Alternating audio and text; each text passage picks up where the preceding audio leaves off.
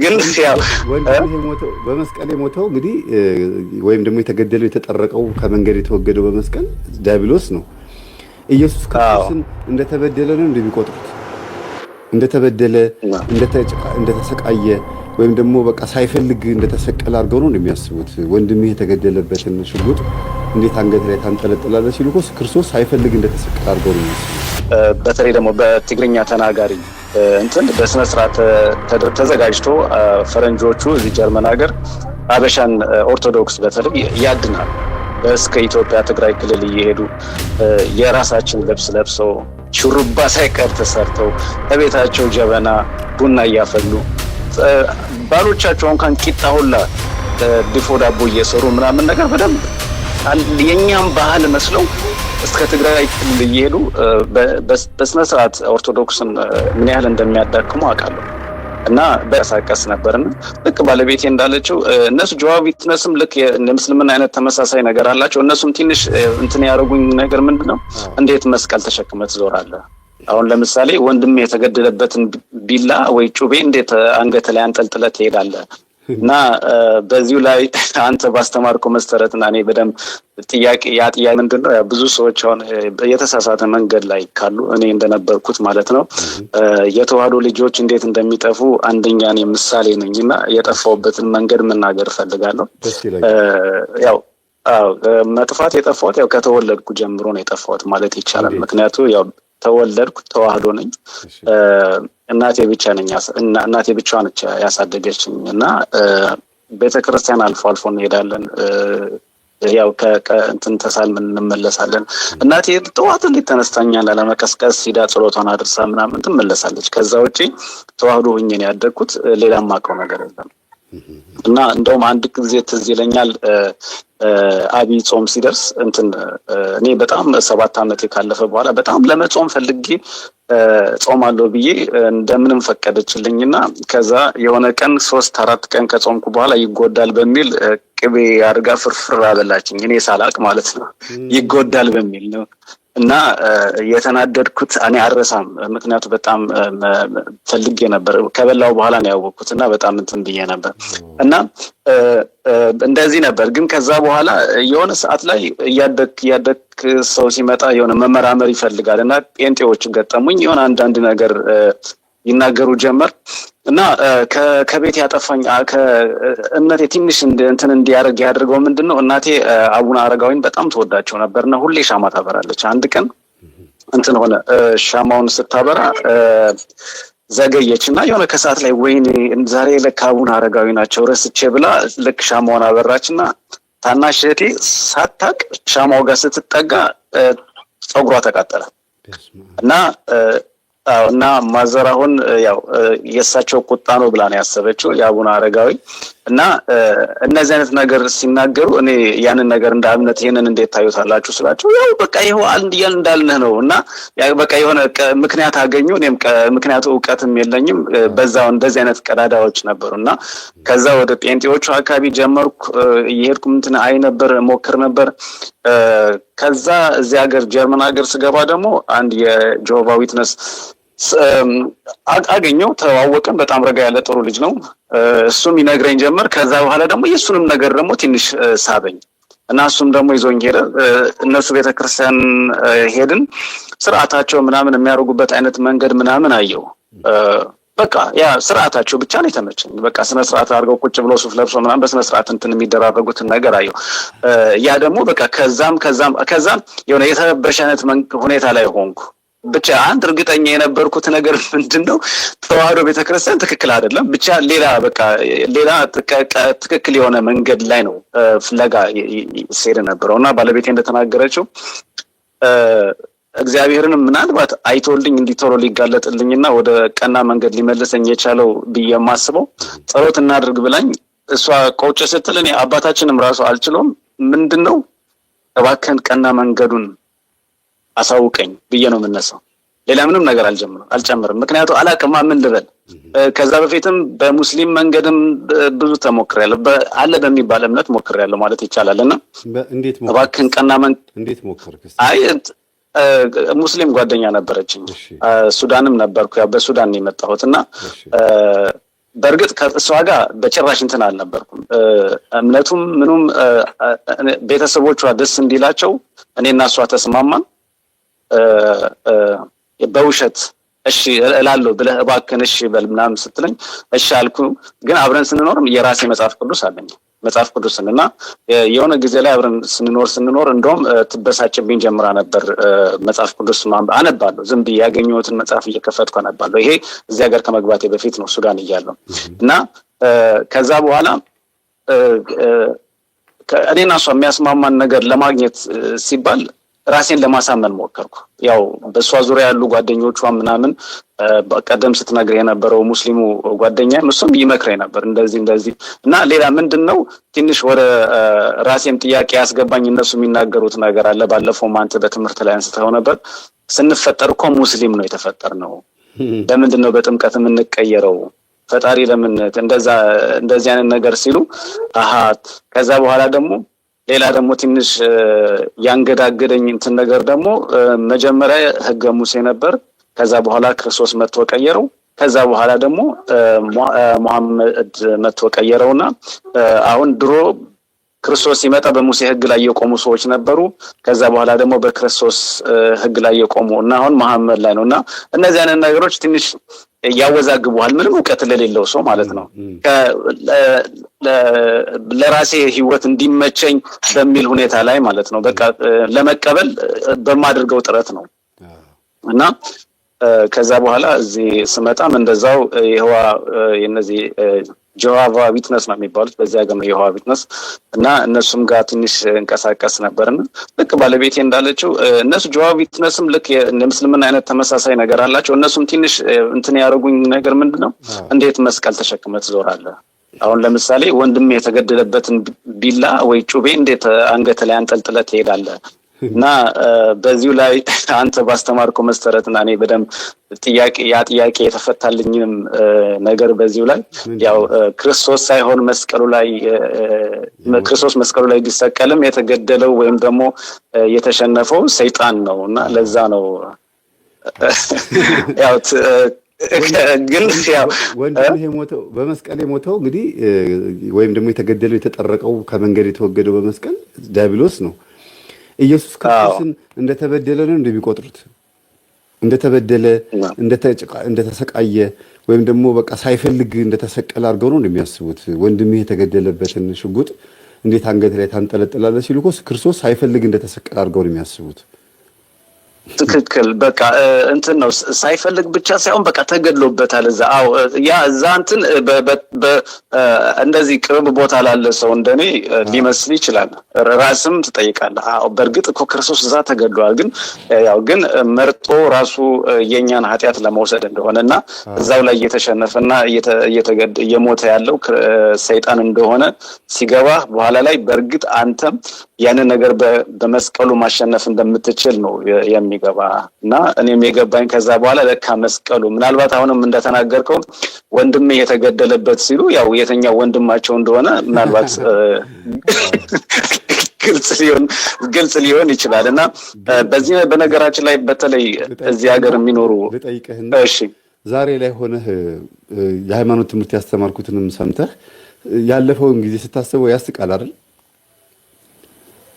ጅልነታችን ያስቃልም፣ ግንም ደግሞ ምናልባት እግዚአብሔር አምላክ እንትን አለው የራሱ የሆነ ፕሮግራም አለው፣ የራሱ የሆነ እቅድ አለው እኛ ላይ እና እኔ አሁን እንደዚህ በጣም አስቸጋሪ የሚባል ሰው አልነበርኩም። መንገዴንም ምናምን በጣም በስነ ስርዓት ነበር ሰብሰብ ያልኩ ልጅ ነኝ። ካስተዳደገኝ ቀድሜ እንደነገርኩ አንድ እናት ስለሆነ ያሳደገችኝ እናም በጣም ድሩዬ ታላቅ ወንድም ነበረኝ። አልፎ እኛ ጋር ይመጣና እሱ ሰክሮ እሱ በጣም አይሆን የሆነ ምናምን ስታይ እናቴ የምታነባው እንባ እሱ አያየውም፣ እኔ ነበር የማየው እና ያን መንገድ ላለመሄድ በጣም ራሴን ቆጥቤ ነበር የምኖረውና በተቻለኝ አቅም እንደነገርኩ እምነቱ ላይ ስላልነበርኩ ያን ያህልም የሄድኩት ፍለጋውን ነው። ትክክለኛውን እምነት ፍለጋ ነው እና ከውስጤ ለመፈለግ ነበር ሲሄድ የነበረው እና እንደዚህ አሁን ለምሳሌ አንዳንዱ ሰው በተለያየ ምክንያት ተታሎ ሊሄድ ይችላል ወይ ለምሳሌ ስልጣንም ፈልጎ ሊሄድ ይችላል። አሁን በእምነት ላይ የምናየው አንዳንድ ስልጣንም ፈልግ ሰው አለ። አሁን ለምሳሌ ፓስተርም ለመሆን ምንም ለመሆን አንዳንድ ሰው ለብርም ፍለጋ ሊሄድ ይችላል። እኔ እንደሱ አይነት ነገር አይደለም የነበረው። እኔ ውስጤ ላይ የነበረው አዳምጣለሁ። እጄ ላይ መጽሐፉን አላነበውም፣ አቅሙ የለኝም፣ ድክመት አለ። ግን ተመልሼ አሁን ሳየው የሄድኩት መንገድ በጣም ነው። ለዚህም ነው ደግሞ አሁን በዚህ ላይ መናገር የምፈልገው። ምክንያቱም ትክክል በጣም ብዙ ሰዎች የሚጠፉበት መንገድ ይሄ ነውና አብሬ ፊት ለፊት ቁጭ ብዬ ከነዛ ከጆሆባ ዊትነሶቹ የምጠይቃቸው ጥያቄዎች አንዳንድ ጊዜ አይመልሱልኝም ነበር። በተለይ ደግሞ ይሄ መንፈሱ በጣም ያስጨነቀኝ በመጣ ጊዜ ሰዓት ላይ ሄጄ ነግሬያቸዋለሁ። ልክ አንድ ነፍስ አባት ጋር ሄደህ እንደምትናገረው ነግሬያቸዋለሁ። የሚያስተምሩኝ የነበረ ነገር እና ምንም መልስ አልሰጡኝም ምንም። እና በዚህ በነገራችን ላይ በዚሁም ራሱ አበሾች ካሉ ይህንን የሚያዳምጡ አበሾች በዚህ በጀርመን ሀገር በተለይ ደግሞ በትግርኛ ተናጋሪ በስነ ስርዓት ተዘጋጅቶ ፈረንጆቹ እዚህ ጀርመን ሀገር አበሻን ኦርቶዶክስ በተለይ ያድናሉ። እስከ ኢትዮጵያ ትግራይ ክልል እየሄዱ የራሳችን ልብስ ለብሰው ሹሩባ ሳይቀር ተሰርተው በቤታቸው ጀበና ቡና እያፈሉ ባሎቻቸው እንኳን ቂጣ ሁላ ድፎ ዳቦ እየሰሩ ምናምን ነገር በደንብ የኛም ባህል መስለው እስከ ትግራይ ክልል እየሄዱ በስነ ስርዓት ኦርቶዶክስን ምን ያህል እንደሚያዳክሙ አውቃለሁ። እና በደንብ ትግርኛ እኔ ማንበብ የማልችለው እኔ አሁን ኤርትራ ነው ተወልጄ ያደኩት፣ ትግርኛ ነው እናገራለሁ እና በደንብ ነው ማንበብ የሚችሉ። እኔ ማልፈልጋ እኔ እንደ ቋንቋ ተጠቀሜባቸው ማላቃቸውን ፊደሎች ሳይቀር እነሱ ያውቋቸዋል። እና የዚህን ያክል የተስፋፋ ነገር ነው ያለው እዚህ ሀገር። በጣም ይገርማል። ግን ስትመጣ ጥያቄዎች ይዘህን የመጣኸው ወይስ እዛ ሆነን የተመለሰልህ? ብዙ ሰዎች ከመጡ በኋላ ተወዛግበው ከሁሉም ቦታ መፍትሄ ሲያጡ እስቲ ደግሞ እዛ ለሞክር ብሎ የሚሽከረከሩ አሉ። ለምሳሌ ከኦርቶዶክስ ስትወጣ ፕሮቴስታንት ጋር ነው የሄድከው። ፕሮቴስታንቶች ውስጥ ሆነህ ለጥያቄ መልስ ስላላገኘህ ነው ወደ ጆባ ሄድከው ወይስ እንዴት ነው? እንትን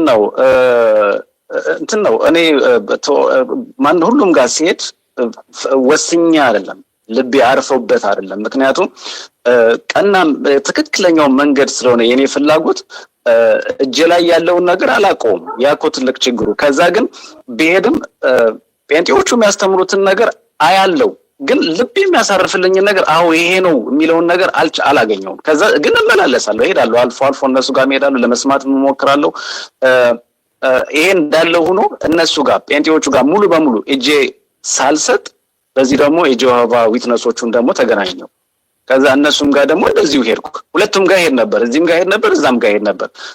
እዛ ጴንጤ ጋር ይዞኝ የሚሄድ ጓደኛ ነግረዋለሁ፣ የነዛን ደግሞ ነግረዋለሁ። የነዚህ ነገር እኮ እንደዚህ ነው። ለጆሆባ ዊትነሶቹ ለራሳቸው ነግሬያቸዋለሁ። እኔ ምንም ያልተጠየቀልኝ ያልበራልኝ ነገር አለ እናንተ ጋር። ብቻ የሆነ ምን እንደምጠይቅ ራሱ አላውቅም። ብቻ የሆነ ጥያቄ ሲመጣልኝ ያን ጥያቄ ጠይቃችኋለሁ። ከመለሳችሁልኝ ጥሩ፣ ካልመለሳችሁልኝም ደግሞ እኔ እንጃ። ግን የሆነ ሰው ብቻ ምን ብሎ ነበር፣ ፈጣሪህን ለምን ትክክለኛው መንገዱን አሳውቀኝ ብለህ ፈጣሪን እሱ ይገልጽልሃል። ከዛ ሁሌም አድርገው በስማምም አልልም ምንም አልልም፣ ብርክክ ብዬ ጌታዬ ሆይ ትክክለኛ መንገዱን ቀና መንገዱን አሳውቅ በቃ። ምክንያቱም በስማም ብዬ እንዳላማትብ የጆሆባ ዊትነሶቹ ትክክል አይደለም ብሎኛል። ቢስሚላህ እንዳልል እዛም አይደለውም። በጴንጤውም ምን ብዬ ልበል፣ ምን ብዬ ልጸልይ? በቃ የተዘባረቀ ነገር ነው። ግን እውነትን ፍለጋ እኮ ነው። አሁን አንተ ጥቅም ፈልገህ ቢሆን ኖሮ አንዱ ጋር ትቀመጥ ነበረ። አዎ ትክክል። ምክንያቱም ብዙ መንገዶች ነበሩና እንደነገርኩ በቃ ይሄን ነበርና ፈጣሪ በቃ እሷን ያስተዋወቀኝ በዛ ሁኔታ ላይ እያለው ፈጣሪ በቃ እሷን ያስተዋወቀኝ። እሷን አስተዋወቀኝ። ትመጣለች። እሷን በሚቻለኝ አቅም በቃ እኔ ሌላ እኮ አይደለም ማስተምራት ነገርም የለኝም። ግን ምንድነው የምለው ባክሽ እንዳለችው እሷ እንትኖቹ ትክክል አይደሉም፣ ጸበሉም ትክክል አይደለም፣ ኦርቶዶክስ በአጠቃላይ ትክክል አይደለም፣ መላእክቶቹም እንዲሰገድላቸው እንትንም አይፈልጉም። በቃ እነሱ ያስተማሩኝን ብቻ እናገራለሁ። በቃ እኔ አሙሬ ላይ የተላለፈው ነገር ምንድነው ኦርቶዶክስ ትክክል አይደለም፣ ይሄንን ነው። ከዛ ቀጥሎ ያለው ነገር ትክክለኛው ግን አልተገኘም እኔ ላይ የነበረው ነገር እና ፈጣሪ ምን እያሉ መሰለህ መንፈሳዊት ተዋህዶ ኦርቶዶክስ የሚል ዩቲዩብ ያላት በጣም የተቀላቀለ ህይወት ይዘን ነው ያደግነው ብዙዎቻችን ብላ ጻፈች፣ ወይም ብሎ ጻፈ። እንደዛ አይነት ነገር ነው የሚታየኝ እኔ። የተቀላቀለ ዝም ብለን በቃ ትክክል ዝብርቅርቅ ያለ ማንነት የነበር ነው ብዬ አስባለሁ። ግን ሰብሳቢ ስለሌለ ካህን ስለሌለ ነው ወይስ እውነት እኛንን ቤተክርስቲያን ሄደንም ኮርስ መማር ያቃተን ምንድን ነው ብለህ ታስባለህ? አሁን ለዚህ ሁሉ መዘበራረቅ ያ ለዚህ ሁሉ ችግር እኔ መንስኤ ብዬ የማስበው አንድ የወላጆች ኃላፊነት አለ። ያው የኑሮ ጫናም ሊኖርባቸው ይችላል። ምክንያቱ ይሄ ነገር ብዬ የማስበው ከመሰረቱ ልጆች መማር አለብን። ምክንያቱ እምነታችንን በቅጡ በስነ ስርዓት መማር አለብን። ከምግብ በበለጠ ከሚበላ ነገር በበለጠ ሰው አባት እናት ለልጁ ይሄንን መስመር ማስያዝ አለበት። እኛ የተዘበራረቀብን መሰረት የለንም። የራሳችንን ስለማናቅ አሁን እኛ ልክ እንደ ባዶ ወረቀት ነን። አሁን ለምሳሌ ልጆች አሁን ሲጽፉ ነጭ ወረቀት ካገኙ የማይጽፉበት የለም። አረንጓዴ እርሳስ በዚህ ቀዩ ምናምን ድብልቅ ነው የሚያደርጉት። ከዛ ምንም ባዶ ነን። እዛ ላይ ግን መልስ የምንሰጥበትን ነገር እውቀቱ ቢኖረን ነው።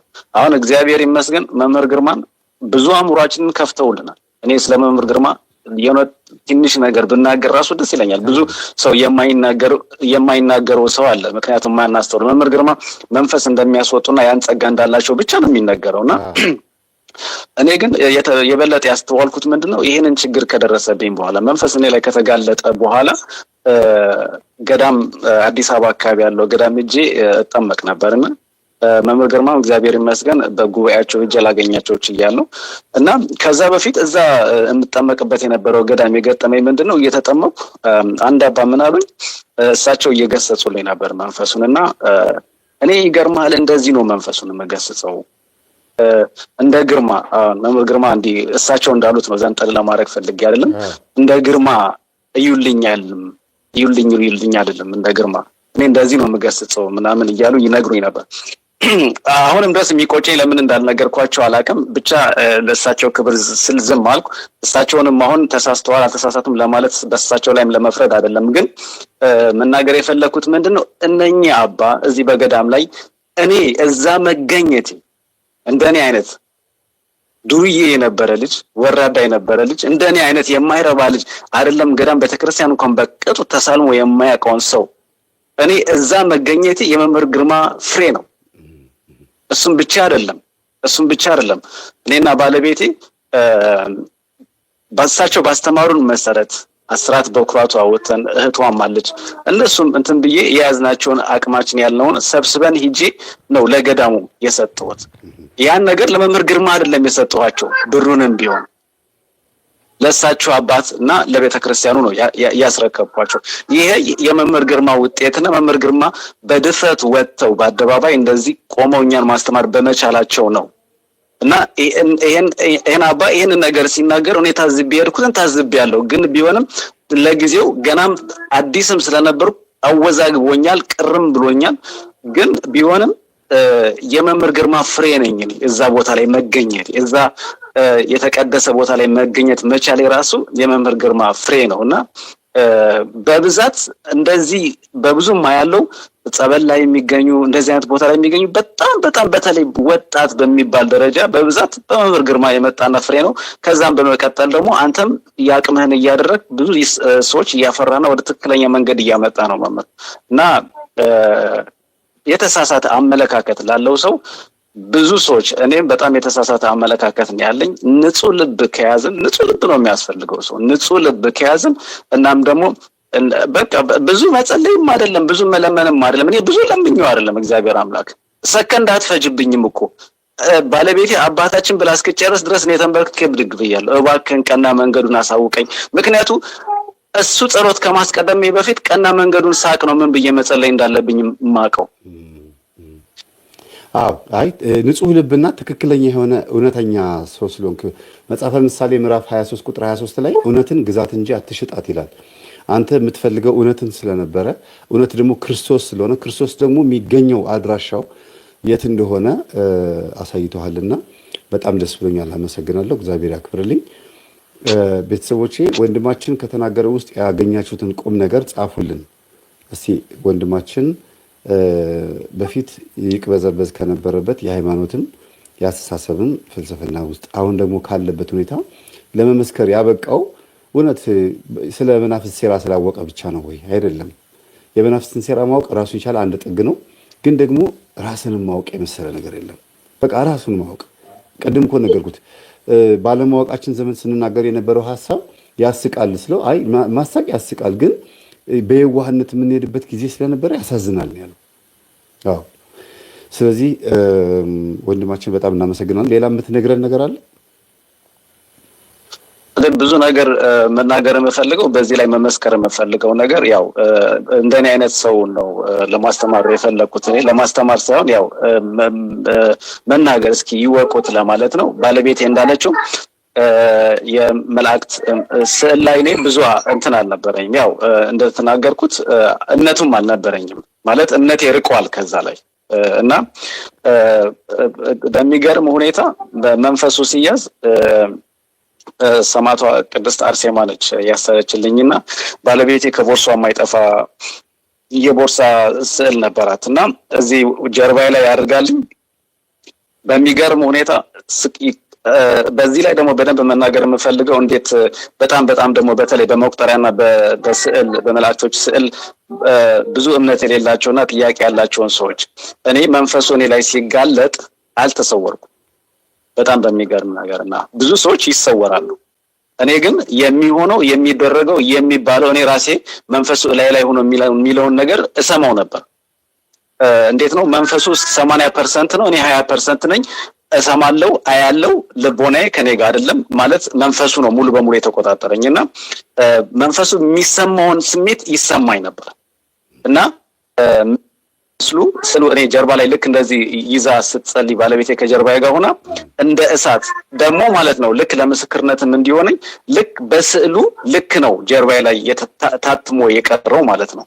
እና ከዛ በኋላ ለስንት ጊዜ ስራ ደርሼ ስመለስ ስመጣ ራሱ ጀርባዬ የሆነ ሰዓት ላይ ያ እሳት መጥቶ ይመለስ ነበር። እዛች አራት ማዕዝኗ ልክ የስዕሏ የተቀመጠበት ቦታ ላይ ጀርባዬ እስከ ቅርብ ጊዜ ይሰማኝ ነበር እንደዚህ። ምክንያቱም መንፈሱ ሊቀላቅለኝ በሚሞክርበት ሰዓት ማለት ነው።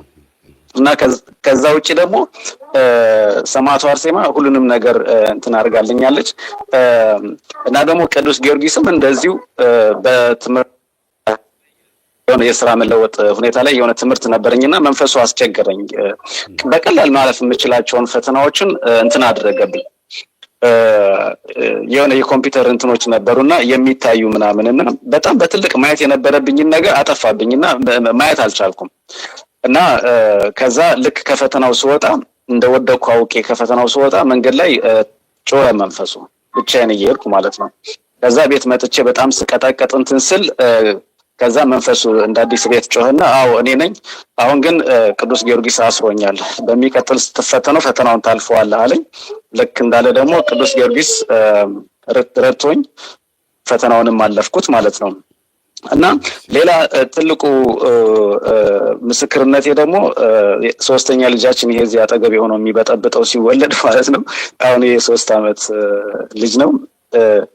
መላእክቶቹን ቀስ በቀስ እየተዋወቅኩ እየተማርኩ እየመጣው እና ቅዱስ ሩፋኤል ገናው ቅዱስ ሩፋኤል ፈታሄ ማህፀን ነው ሲባል ስለሰማው ልክ ምጥ ላይ ሆና ባለቤቴ በምትጨነቅበት ሰዓት ላይ እኔም ጨነቀኝ። እኔና እሷ እና አዋላጇ ነው፣ ሆስፒታል ትልቅ ነው። እባክህን ቅዱስ ሩፋኤል አልኩኝ። እኔ ምንም ነገር ጠይቄ አላውቅም፣ እንደ አሁን ነው የምንተዋወቀው እኔ እናንተ አንተና ፈታሄ ማህፀን፣ ስለዚህ እስኪ ፍታልኝ እባክህን አልኩት እና ባለቤቴ በሰላም ትገላገልበት አልኩት። ከዛ ይገርማል መንፈሱን በጣም ይጨነቅ ጀመር። እኔ ውስጥ ሆኖ እንትን ይላል እና በጣም በሚገርም ሁኔታ አንዳንድ ጊዜ መንፈስ ቅዱስም ያወራኛል ማለት እንደዚህ ሰላም ባለው መንፈስ ያወራኛል። ይሄን የሚያወቁት ከዚህ በፊት ነው እና ምን አለኝ፣ በቃ አይዞህ ተረጋጋ፣ ከ1 ሰዓት በኋላ ትወልዳለች። ልክ 2 ሰዓት ነበር ሌሊት፣ በዚህ ሀገር 2 ሰዓት ሌሊት ነው እና ልክ 3 ሰዓት ላይ ትወልዳለች አለኝ። ከዛም ቅዱስ ሩፋኤልን ከለመንኩ በኋላ ማለት ነው ከዛ ልክ የምታዋልደውን ሴት ሆነ ወዲያው ነው የጠየኳት። መች የምትወልድ ይመስልሻል አልኳት። ስማኝ አለችኝ። እኔ 30 ዓመት አስወልጃለሁ አለችኝ።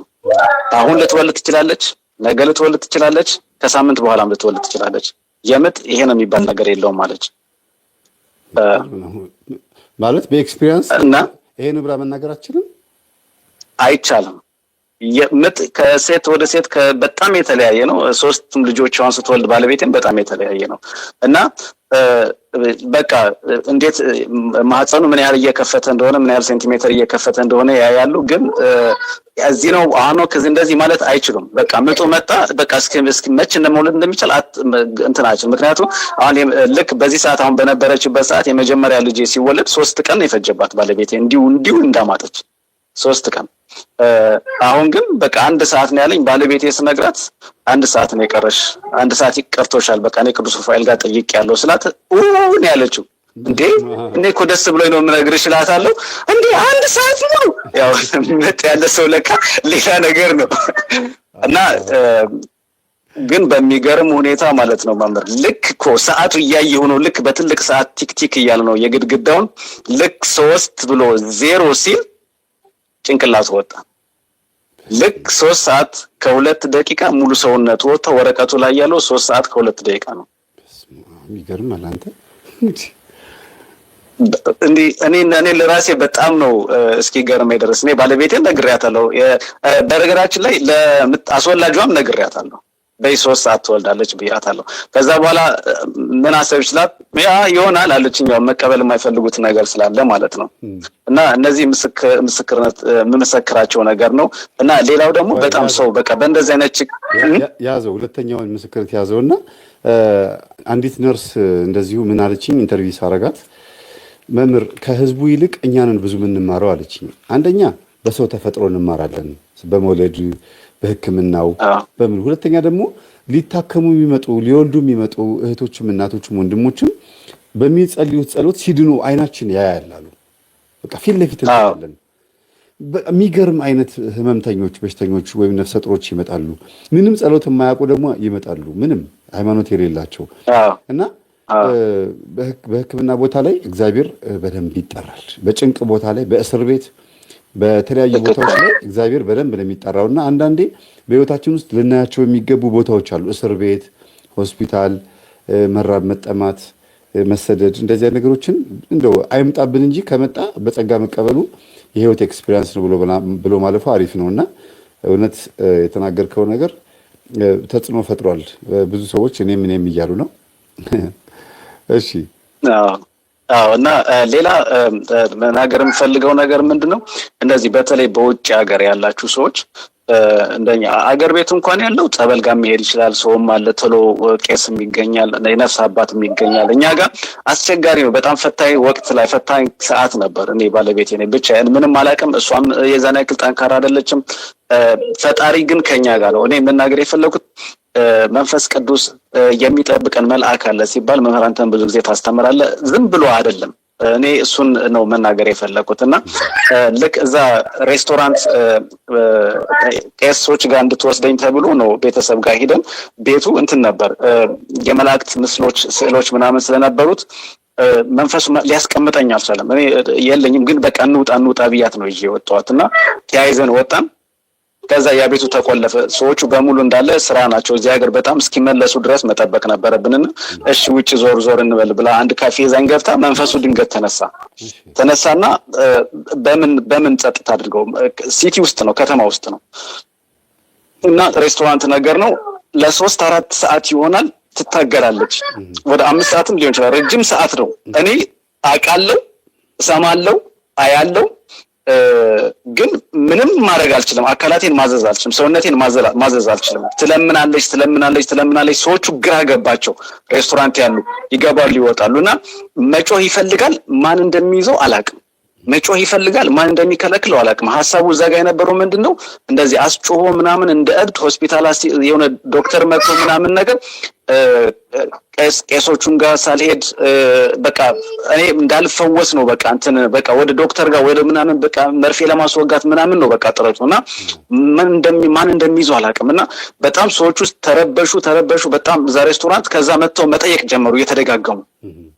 ከዛ መንፈሱ 10 እያወራ ነበር። መምህር አታምንም፣ ድንገት መንፈሱ ጸጥ አለና ከዛ ሌላ አካል ከራሴ ሲያወራ ተሰማኝ። ልክ መንፈሱ እንደሚያወራው ግን የተረጋጋ ሆኖ አሁን ነቅተውብሻል፣ ተነሽና ልጁን ይዘሽ ሂጂ።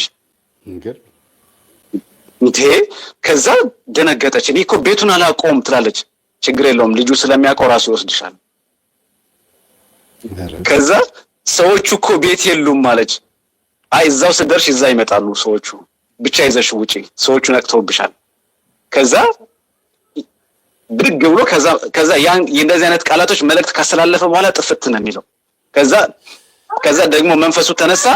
በቃ ይቀባጥራል። ግን ቀጥ ብዬ እኔ ቤቱን አውቃለሁ፣ ቀጥ ብዬ ቤቱን ወሰድኳት። ልክ እንዳለው ደግሞ ሰዎቹ እዛ ጠበቁን ማለት ነው። እና ማታው እንደዚሁ እንትን ስል ከዛ ሰው ፈራ። በቃ እኛም ሌላ እንደዚህ ያለች እኛ ይሄ ልጅ እዚህ ማሳደር አንችልም ብሎ ሰዎቹ ፈሩ በጣም። ምክንያቱም ሲጮህ እዚህ ጋር ፖሊስ ይጠራል እንትን በጣም ፈሩ። የሚገርም እንደውም የልጃቸው ባለቤት ቄስ ነው፣ እሱ ከስራ እየመጣ ነበርና እሱ ሳይቀር ፈራ። ያው ከዛ ግራ ተጋባ ያሁላ እና ልጁ ምን ይሁን ምናምን እየተባለ ከዛ እዚህ ላይ ራሱ መንፈሱ በጣም እየተረበሸ ነው። ባንዴ ጸጥ አደረገውና እሺ ቄሱን ስጡኝ አንዴ ላውራው። በቃ ሌላ አካል ተቀይሮ እኔ ነኝ የማወራው ከራሴ እየወጣ ልክ እንደ መንፈሱ እንደሚቀጥለው የተረጋጋ ድምፅ ቄሱን ስጡኝ እኔ ላውራው። ከዛ ልክ ሲሰጡኝ አይ እምቢ አለ ቄሱ። እምቢ ሲል ከዛ እንትን በሉት አለ። በቃ ስሙ አለ ድምፁ መጮሁ ከሆነ የሚያሰጋ እች ልጅ ስልጣን እሰጣታለሁ አለ ለባለቤቱ። እች ልጅ ስልጣኑን እሰጣታለሁ፣ እሷ ባለችበት ድምፁ አይወጣም ብሎ ተናገረ። በጣም የሚገርም ነገር ነው። እሷ ባዘዘችው እሷ ባለችበት ቦታ ላይ ድምፁ አይወጣም። መምህር አታምነኝም፣ የዛን ጊዜ አፉ የተዘጋ እስካሁን ድረስ ጮህ አያውቅም። ከዛ በፊት ይጮህና ድብልቅልቅ ያደርገው የነበረ። ከዛ በኋላ ደግሞ ከኪስህ እጅህ እንዳታወጣ ብላ ከተናገረች መንፈሱ ከሆነ ሙሉ ቀን ይሆናል እንጂ እሷ ካላዘዘች ሌላም ቄስን ቢመጣ እጄ ከኪሴ አላወጣውም ነበር። በጣም ይገርማል። አየህ እና በጣም ማዘዝ ይችላል ነበር ማለት ነው። ይሄ እኮ ትልቅ ነገር ነው። በቃ መንፈስ ቅዱስ ለሷ ሰጣት፣ ጭንቋን አይቶ ስልጣኑ ሰጣት። በቃ እሷ ባለችበት መጮህም አይችልም። ግን ያው ሰዎቹ አልተቀበሉም። እኛ ሌላ ጋር ሄደው በቃ ምንም በቃ ድምጽ የለም፣ ምንም በቃ መናገር አይችልም፣ መጮህ አይችልም። የተጠየቀው ብቻ ይመልሳል። በቃ ሲመታ ሙሉ ቀን እና በዚህ ላይ ሳረሳ ስለመቁጠሪያ መናገር የምፈልገው ነገር ምንድነው? ብዙ ጊዜ ክርክር ስለሚያነሳ እኔ እንደተናገርኩት ይሰማኛል፣ መንፈሱ የሚሰማው ይሰማኛል እና በጣም ይቀላቅለኝ ነበርና እዛ ጋር የነበሩ ቄሶች ደግሞ ስለ መናፍስት ብዙ ግልጽ የሆነ አረዳድ ስላልነበራቸው በጣም በመቁጠሪያ ይመቱኝ ነበር። በኃይል አይደለም ግን እኔ ከመንፈሱ ጋር አብሬ እቃጠል የነበረውን ነገር እስከዛሬ ድረስ አረሰው እና በዚህ ላይ ማስተላለፍ የምፈልገው መልእክት መቁጠሪያ በጣም ያቃጥለዋል፣ ስርዓትም ያስይዘዋል እና ገና ያልተገራ መንፈስ ስለነበር ይቀላቅለኝ ነበር። እኔም እውቀት አልነበረኝም እና ከሰዓት መንፈሱም ቄሶቹን በጣም ሲጨንቃቸው ሌላ አባጠሩ። እሳቸው እንደውም እስካሁን ድረስ የነፍስ አባታችን ናቸው፣ እዚህ ሀገር የገባቸው ናቸው፣ ስለ መንፈስ አሰራር በደንብ ያውቃሉ። መጡና ልክ ሲያዩኝ